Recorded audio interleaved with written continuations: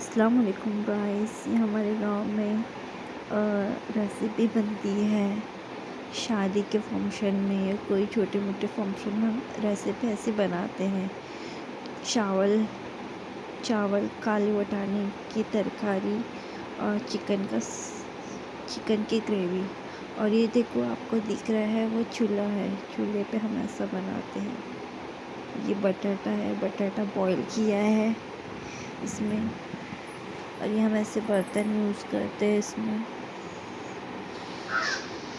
ये बटाटे को बॉईल करके रखिए हैं। इसमें काले वटाने की तरकारी है। इसमें चावल जो उस पर कलर ऐड किए हैं। और ये चूल्हा जिसमें खाना बनाया है, जो सूखा बोलते हैं उसको, सूखी